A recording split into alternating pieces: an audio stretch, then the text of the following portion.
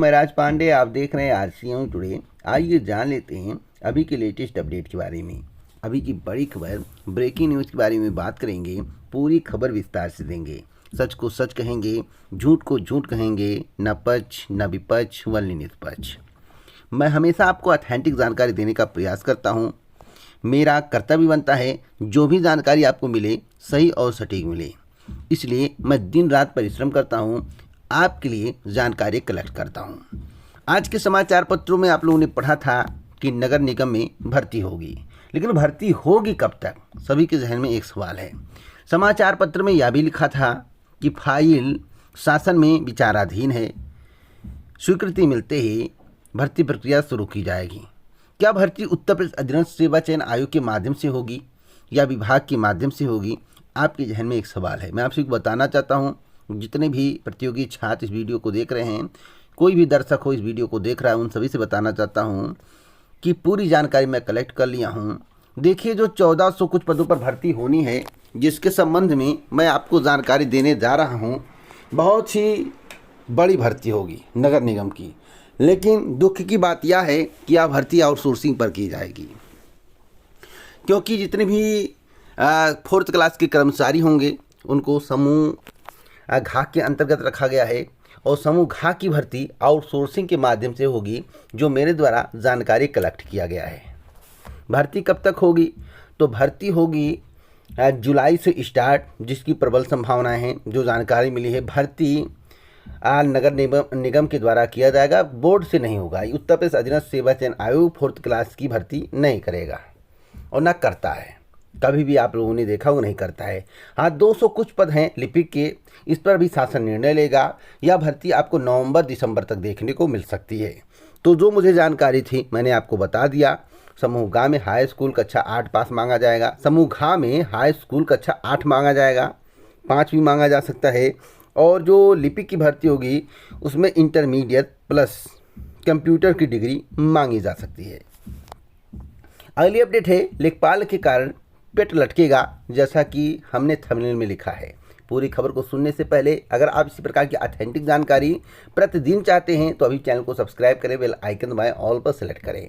हमने क्यों लिखा है कि लेखपाल के कारण पेट लटकेगा, और लेखपाल के कारण ही आयोग को एक सबक मिलेगा। आयोग कुछ अच्छा करने का प्रयास करेगा और अच्छा कुछ करके दिखाएगा और कुछ उसे सीख मिलेगी, सबक मिलेगा। क्या?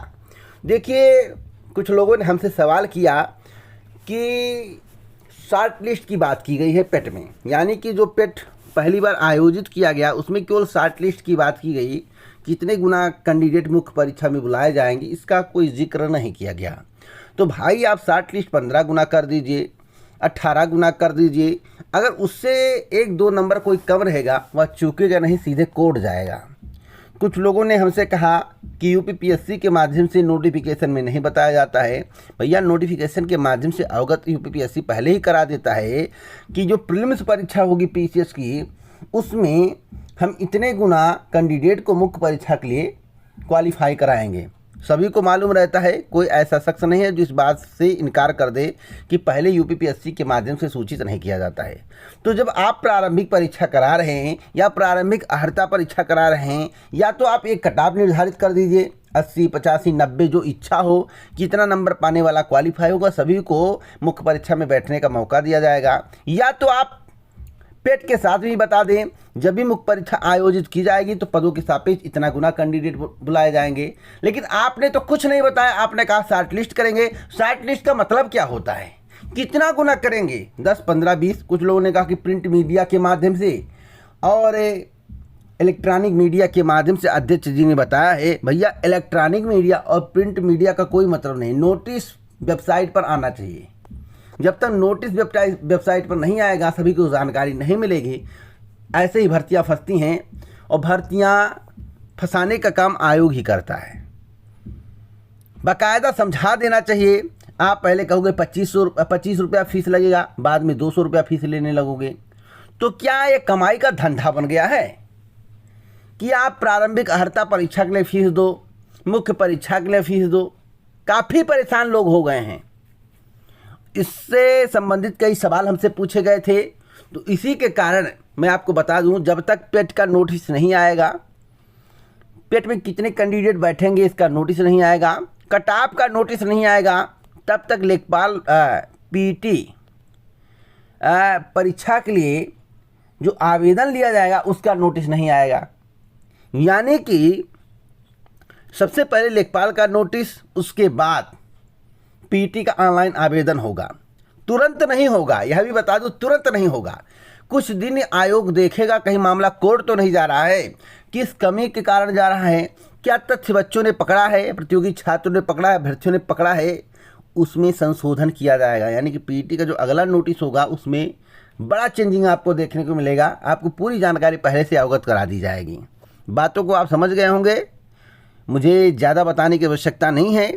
नोटिस कब तक आएगा, तो मेरी जानकारी के अनुसार नोटिस जो है आपको 10 तारीख के बाद कभी भी देखने को मिल सकता है, उसी के आसपास देखने को मिल सकता है। जो जानकारी मैं कलेक्ट करता हूँ, खुद जानकारी एकत्रित करता हूँ, ऐसा नहीं किसी समाचार पत्र में इस प्रकार की कोई खबर आई है। अगली अपडेट है शिक्षक भर्ती को लेकर। शिक्षक भर्ती की मांग, धरना बेकार। मैं इसलिए बोल रहा हूँ, अभी लखनऊ में आप लोगों ने देखा कि 6800 के जितने भी कैंडिडेट थे मांग कर रहे हैं कि आप हमें नियुक्ति दो, और आरक्षण में गड़बड़ी हुई थी, और मुख्यमंत्री जी ने साफ साफ कहा था, और जो पिछले मंत्री थे बेसिक मंत्री डॉक्टर सतीश द्विवेदी जी ने, उन्होंने कहा था कि समस्या का समाधान किया जाएगा। लेकिन जब मामला कोर्ट में चला गया है तो धरने से कुछ नहीं होगा। लाख धरना दो, जब तक हाई कोर्ट का डिसीजन नहीं आएगा, अगर मामला सुप्रीम कोर्ट में हो, जब तक सुप्रीम कोर्ट का डिसीजन नहीं आएगा, तो क्या आपके धरने से 6800 भर्ती को कंप्लीट कर दिया जाएगा?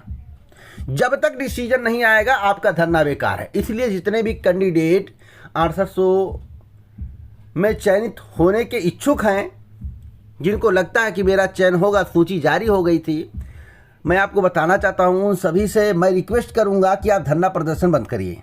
जब तक कोर्ट से डिसीजन नहीं होगा कुछ भी नहीं होगा। आप लाख धरना कर लो, अगर उससे पहले कुछ हो जाए तो कहिएगा, कमेंट में बताइएगा। इसलिए आपका धरना करना बेकार है। आज से बिजली की किल्लत होगी दूर, हो गई दूर, क्योंकि जो बिजली पहले आपको 7-8 घंटे देखने को मिलती थी, आज से मैं कई गांवों में पता किया हूँ, बिजली 4 घंटे बढ़ गई। यानी कि अब लग रहा है कि 12 घंटे आपको बिजली मिलेगा। 18 में से 12-13 घंटे आपको बिजली मिल सकता है।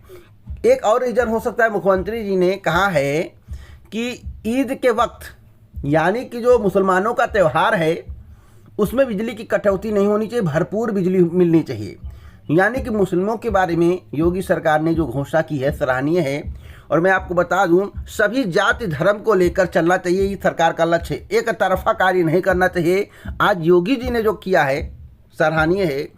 चाहे दीपावली हो, चाहे होली हो, चाहे ईद हो, कोई भी त्यौहार हो, उस समय तो बिजली पर्याप्त मात्रा में रहनी चाहिए। जो घोषणा हुआ उससे मैं बहुत खुश हूँ। दीपावली में भी फुल बिजली रहे और ईद में भी फुल बिजली रहे, मैं यही चाहता हूँ। तो आज से बिजली अच्छी हो गई है, आप लोग चाहे चेक कर सकते हैं। जो घंटा था वह बढ़ चुका है।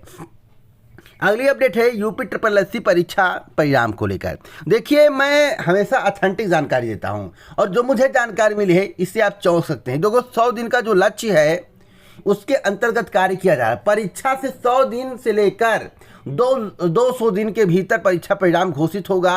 अभी जूनियर इंजीनियर का एग्ज़ाम कराया गया, सभी के जहन में सवाल है कि एग्ज़ाम का रिजल्ट कब तक आएगा। तो मैं आपको बता दूं कि इसका लक्ष्य रखा गया है 3 महीने से लेकर 6 महीने, 3 महीने से लेकर 6 महीने परिणाम में लग सकते हैं। तो जितने भी परीक्षा परिणाम होंगे वह 45 दिन से 60 दिन तो कम से कम लगेंगे, उससे अधिक 4 से 6 महीने तक लग सकते हैं। यह कैंडिडेट की संख्या पर निर्भर करेगा, जो जानकारी मिली है। तो अब जूनियर इंजीनियर के जितने भी कैंडिडेट हैं उन्हें थोड़ा इंतजार करना पड़ेगा, लंबा इंतजार करना पड़ेगा, तब आपको परिणाम देखने को मिलेगा। तो इसी प्रकार के ऑथेंटिक जानकारी के लिए चैनल को सब्सक्राइब करें, बेल आइकन दबाएं, ऑल पर सेलेक्ट करें। जय हिंद, भारत, नमस्कार।